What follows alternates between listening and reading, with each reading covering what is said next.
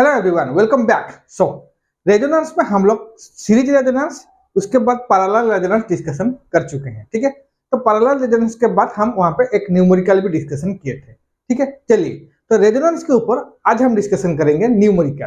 तो पहला न्यूमेरिकल लेते हैं, that is question number 25। A series RLC circuit has the following parameters, that is R is equal to 10 ohm, L is equal to 0.01 Henry and C is equal to 100 millifarad.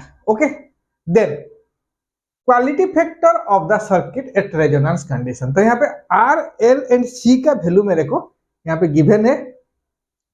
क्या मेरे को find out करना है? यहाँ पे मेरे को quality factor find out करना है। तो आपको यहाँ पे दिया है वो कि क्या गिवन है, RLC circuit series circuit given है। तो आपको यहाँ पे आरएलसी सीरीज सर्किट का डायरेक्टली क्वालिटी फैक्टर का फॉर्मूला पता है, तो डायरेक्टली फॉर्मूला पुट करेंगे, हमको आंसर मिलेगा। चलिए तो फॉर्मूला हम पुट करेंगे, तो क्या होगा formula, that is Q is equal to what is the quality factor. तो क्वालिटी फैक्टर में यहाँ पे बोलूंगा quality factor for series RLC circuit that is Q is equal to, मैं बोलूंगा Q is equal to 1/R root over of L by C. so this is the quality factor। तो directly हम formula put करेंगे, what is my R value. तो R is equal to 1 by, ये हो जाएगा 10 into root over of L value is 0.01 divided by 100 into 10 to the power -3, 10 to the -3 directly put किया हूं। ठीक है, तो इसका वैल्यू अगर हम कैलकुलेटर में डालेंगे तो इसका वैल्यू कितना आएगा, it is equal to 0.032। So Q is equal to 0.032। तो यहाँ पे क्वालिटी फैक्टर मेरे को मिला, that is 0.032। Clear? So this is the quality factor of this question, that is question number 25। Clear हुआ? तो यहाँ पे क्या था, यहाँ पे मेरे को पैरामीटर्स गिवन था और पैरामीटर्स में मेरे को directly RLC series circuit given है। तो आरएलसी सीरीज सर्किट और R, L एंड C का वैल्यू मेरे को गिवन है। क्वालिटी फैक्टर मेरे को फाइंड आउट करना है, डायरेक्टली फॉर्मूला पुट किया हूँ।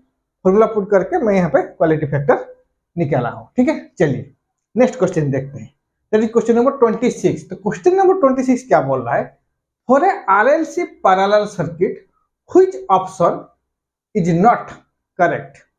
तो आपको यहाँ पे 4 ऑप्शन गिवन है। तो यहाँ पे क्या गिवन है, मेरे को सर्किट गिवन है, that is RLC parallel circuit. Okay, तो RLC पैरेलल सर्किट में मेरे को ये जो 4 ऑप्शन गिवन है, ये 4 ऑप्शन में कौन सा ऑप्शन मेरा करेक्ट नहीं है। ठीक है, चलिए देखते हैं। तो क्या क्या 4 ऑप्शन है, the bandwidth of the circuit decreases if R is increases, पहला। Number 2 is my the bandwidth of the circuit remains same if L is increases। Third, at resonance input impedance is real quantity, and last one is my at resonance magnitude of input impedance is minimum। ठीक है, तो पहले हम क्या करेंगे यहाँ पे, तो यहाँ पे मेरे को यहाँ पे RLC पैरेलल सर्किट गिवन है। तो मैं यहाँ पे RLC पैरेलल सर्किट में यहाँ पे ड्रॉ कर रहा हूँ। Late this is my R, L and ये हो जाएगा C। तो यहाँ पे दिस वन इज में RLC parallel circuit. Okay, R, L and C। तो यहाँ पे मेरे को Z इक्विवेलेंट कितना फाइंड आउट करना है और input. Late this is my Z equivalent, यहाँ से Z इक्विवेलेंट। तो Z इक्विवेलेंट निकालो, पहले Z इक्विवेलेंट निकालेंगे। तो Z इक्विवेलेंट का फॉर्मूला क्या है, तो यह इसको हम जो पैरेलल RLC सर्किट हम लोग डिस्कशन कर रहे थे रेजोनेंस में, तो हम Y के फॉर्मेट डिराइव किए थे। तो यहाँ पे सब कुछ मेरा Y के फॉर्म में आएगा, तो इसको हम Z का फॉर्म अगर निकालेंगे तो that is equal to 1 by, ये हो जाएगा कितना, 1/R plus 1/j omega L plus ये हो जाएगा omega C। So this is my Z equivalent, this is my Z equivalent. Okay, और Z इनपुट जो भी बोल सकते हो, Z इक्विवेलेंट। तो यहाँ पे क्या गिवन है, तो रेजोनेंस पैरेलल सर्किट में मेरे को Z इक्विवेलेंट का वैल्यू यहाँ पे पता चल गया। तो Z इक्विवेलेंट का वैल्यू पता चल गया, तो यहाँ पे देखेंगे क्या, at resonance what is the value, तो मैं यहाँ पे बोलूंगा एट रेजोनेंस, एट रेजोनेंस, तो रेजोनेंस में क्या होगा, यहाँ पे बोलूंगा that is equal to omega C is equal to omega C is equal to 1 by omega L. Okay, omega C is equal to 1 by omega L. तो ये दोनों जो ये ओमेगा सी और 1 बाई ओमेगा एल, ये दोनों बराबर हो जाएगा क्या, रेजोनेंस कंडीशन में। तो ये दोनों का वैल्यू अगर बराबर हो जाएगा तो यहाँ पे जेड इक्विवेलेंट क्या होगा, what is my Z equivalent, Z equivalent is equal to 1 by R. Okay, तो यहाँ पे ये मिलेगा मेरे को आर, जो कि होगा एक मैक्सिमम वैल्यू। यहाँ पे आर का वैल्यू क्या होगा, आर का वैल्यू मेरे को मिलेगा मैक्सिमम। क्लियर, आर का वैल्यू यहाँ पे मेरे को मिलेगा मैक्सिमम। तो यहाँ पे देखिए, तो पहला जो मेरा स्टेटमेंट था, the bandwidth of the circuit decreases if R is increases, तो उसको हम देखेंगे। तो पहले देखेंगे क्या, तो यहाँ पे देखेंगे क्या पहले, तो जेड इक्विवेलेंट मेरे को वैल्यू मिल गया। तो यहाँ पे बैंडविड्थ का वैल्यू निकालेंगे, what is the bandwidth in parallel resonance. तो यहाँ पे क्या होगा, व्हाट इज द बैंडविड्थ, तो मेरे को पता है बैंडविड्थ क्या है, that is equal to 1 by tau, that is 1 by time period. Bandwidth is equal to 1 by time period. अगर ये सीरीज रेजोनेंस हो या पैरेलल रेजोनेंस हो, तो बैंडविड्थ क्या है, 1 बाय टाइम पीरियड है। तो for RLC parallel circuit, what is my time period, मैं यहाँ पे बोलूंगा that is 1 by R, 1 by R के बराबर हो जाएगा, क्योंकि यहाँ पे जेड इक्विवेलेंट क्या है, 1 बाई जेड अगर बोलेंगे तो आर सी, दैट इज, तो सी का तो वैल्यू कैंसिल हो जाएगा। तो यहाँ पे मैं बोलूंगा that is 1 by R, 1 by R. Okay, so 1 by R मतलब क्या है, तो मैं यहाँ पे बोलूंगा पहला condition that is it is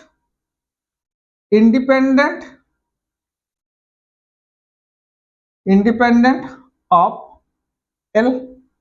तो इसका मतलब क्या है, जब number B bandwidth of the circuit is remain same if L is increases, तो this is the correct value. तो कौन सा यहाँ पे देखिए, तो यहाँ पे जो रिलेशन में, यहाँ पे जो स्टेटमेंट मेरे को गिवन है, तो कौन सा स्टेटमेंट यहाँ पे करेक्ट नहीं है।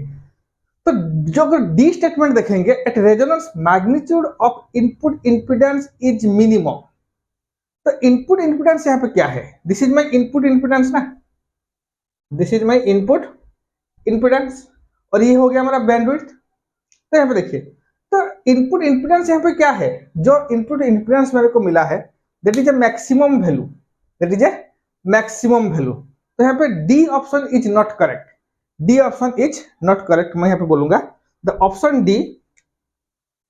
तो यहाँ पे क्या मिलेगा मेरे को, सो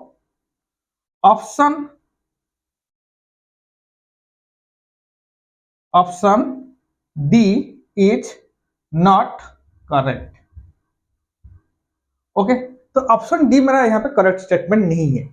बाकी तीन स्टेटमेंट को अगर देखेंगे, the bandwidth of the circuit decreases if R is increases, अगर आर का वैल्यू मैं इंक्रीज करूंगा, यहाँ पे देखिए, अगर यहाँ पे आर का वैल्यू इंक्रीज करेंगे तो बैंडविड्थ क्या होगा, डिक्रीज होगा। Yes, this is the right statement, ये मेरा राइट स्टेटमेंट है। क्लियर, क्योंकि बैंडविड्थ क्या है, bandwidth is equal to 1 by tau, that is 1 by R, मैं यहाँ पे निकाला हूँ resonance condition.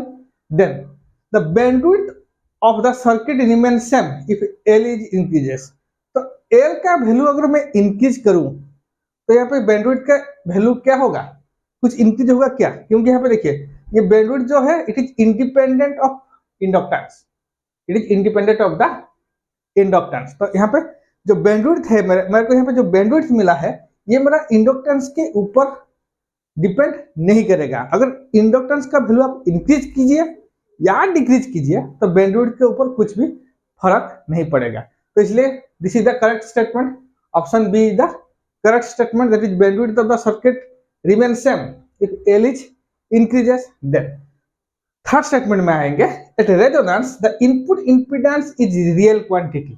Yes, at resonance the input impedance क्या है, that is my R, R is a real quantity. So option C is also the correct statement. तो बाकी जो बच गया option D, that is eight resonance magnitude of input impedance is minimum, this is not the correct statement, क्योंकि यहाँ पे देखिए जो यहाँ पे जो इनपुट इंपिडेंस मिला है वो मेरे को मैक्सिमम, ये आर के बराबर है, और आर क्या है maximum value. Okay, Y minimum होगा। अगर वाई मिनिमम यहाँ पे देखिए, जो वहां पे पैरेलल रेजोनेंस में हम लोग जो डिस्कशन किए थे, जो ग्राफ मेरे को मिला था, तो यहाँ पे कुछ वाई का ग्राफ कुछ इस तरह आ रहा था ना, वाई का ग्राफ कुछ इस तरह आ रहा था। तो रेजोनेंस कंडीशन में ओमेगा 0 में यहाँ पे Y is minimum, Y is minimum. Okay, अगर y का वैल्यू मिनिमम होगा यहाँ पे, तो y is equal to 1/z, that is maximum. ये मेरा मैक्सिमम मिलेगा। तो z का वैल्यू क्या होगा, z का वैल्यू मेरे को यहाँ पे मैक्सिमम मिलेगा। तो अगर z का वैल्यू मैक्सिमम मिलेगा तो यहाँ पे option D is not the correct statement. So answer is option D. Clear हुआ बात? तो this is the previous year GATE question. चलिए नेक्स्ट क्वेश्चन देखते हैं। So, next question, question number 27. The circuit shown in figure at resonance, the amplitude of sinusoidal voltage at volt across the capacitor is, यहाँ पे देखिए, तो यहाँ पे मेरे को एक सर्किट गिवन है। तो इस सर्किट में मेरे को कैपेसिटर के अक्रॉस में कितना वोल्टेज है ये मेरे को फाइंड आउट करना है। ठीक है, तो रेजोनेंस कंडीशन दिया हुआ है, तो रेजोनेंस कंडीशन में कैपेसिटर के अक्रॉस में कितना वोल्टेज मेरे को फाइंड आउट करना है। तो यहाँ पे हम क्या करेंगे, मेरे को रिलेशन क्या पता है, तो एट रेजोनेंस में यहाँ पे बोलूंगा एट रेजोनेंस, तो what is the relation, VC is equal to Q into V। Let this is my VC value. Okay, तो ये मेरा रेजोनेंस कंडीशन में कैपेसिटर के अक्रॉस में जो वोल्टेज है इसका रिलेशन है, that is voltage across capacitor is the quality factor into my supply voltage, is my supply voltage. तो यहाँ से देखिए, तो Q का वैल्यू क्या है, what is the quality factor for series. तो यहाँ पे देखिए सीरीज कनेक्शन हुआ है, तो सीरीज कनेक्शन में मैं यहाँ पे बोलूंगा that is 1/R into root over of L/C। Quality factor का वैल्यू ये है, तो directly R, L and C का वैल्यू अगर हम पुट कर देंगे तो मेरे को क्वालिटी फैक्टर मिल जाएगा। तो पुट कीजिए, that is 1/4 into root over of 0.1 into 10⁻³ okay, milli henry है ना, नीचे क्या है 1 माइक्रोफैराड, दैट इज 1 इंटू 10⁻⁶। तो इसको अगर सॉल्व करेंगे तो इसका वैल्यू कितना मिलेगा मेरे को, जल्दी से कैलकुलेटर डालिए, कैलकुलेटर में वैल्यू डाल के सॉल्व कीजिए और मेरे को बताइए कमेंट बॉक्स में कितना मेरा आंसर आएगा। इसका वैल्यू आएगा 2.5। क्लियर?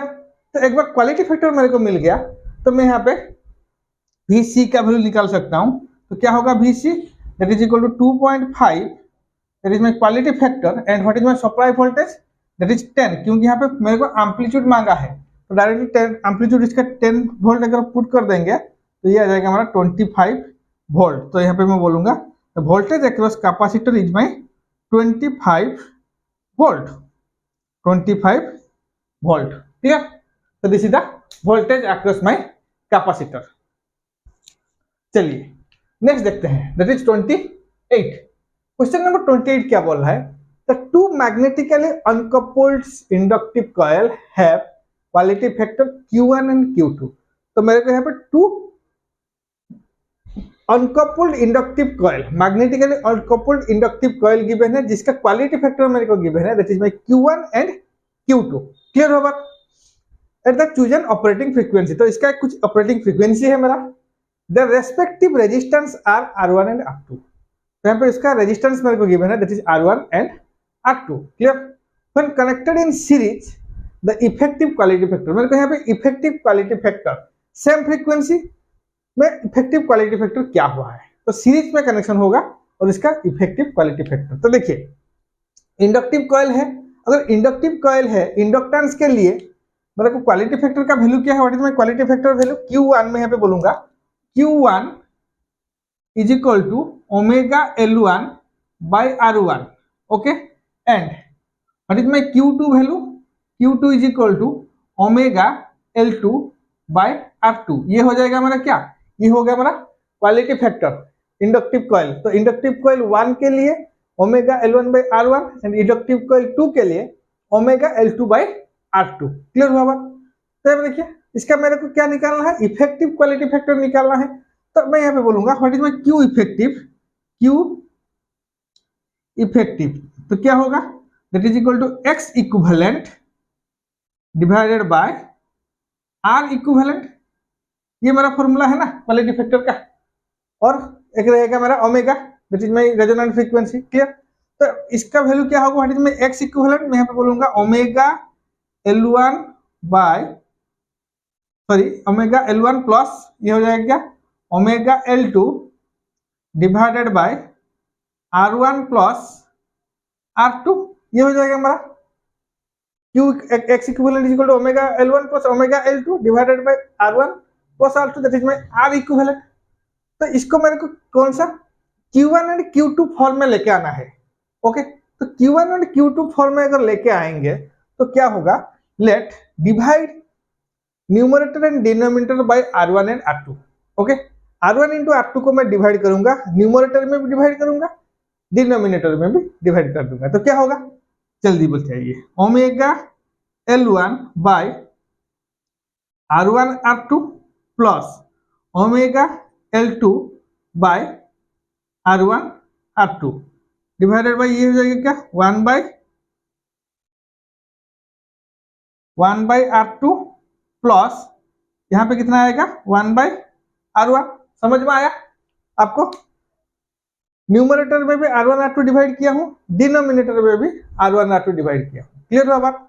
चलिए अभी हम क्या करेंगे, यहाँ पे देखिए जो न्यूमरेटर में L1 डिवाइडेड बाय R1 ये क्या होगा, तो इसको मैं बोल सकता हूँ कि Q1, तो ओमेगा L1 बाय R1, ध्यान से देखिए ओमेगा L1 बाय R1, तो ये हो जाएगा मेरा क्या, Q1 बाय R2 प्लस यहाँ से हो गया omega L2 by R2, that is Q2 by R1 divided by R1 1 by R1 plus 1 by R1 R2 plus 1 by R1। Okay, अगर इसको सॉल्व करेंगे तो Q इफेक्टिव का वैल्यू क्या मिलेगा, what is Q effective, that is Q effective is equal to ये हो जाएगा हमारा Q1 R1 plus Q2 R2 divided by R1 plus R2। So this is the answer, effective quality factor. Okay, this is the effective quality factor. Clear हुआ बात? So this is the question number 28, ये एक previous year GATE question है। ठीक है, चलिए next question देखते हैं 29।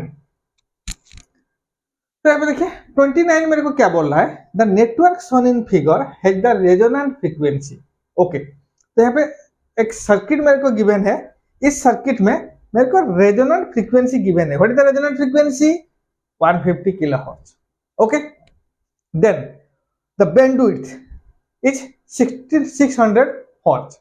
तो रेजोनेंट फ्रीक्वेंसी गिवन है एंड बैंडविड्थ गिवन है। तो यहाँ पे मैं बोलूंगा यहाँ पे क्या क्या गिवन है, मेरे को ओमेगा 0 का वैल्यू भी गिवन है, that is equal to 150 kilohertz and what is my Q factor is equal to, sorry मेरे को यहाँ पे बैंडविड्थ गिवन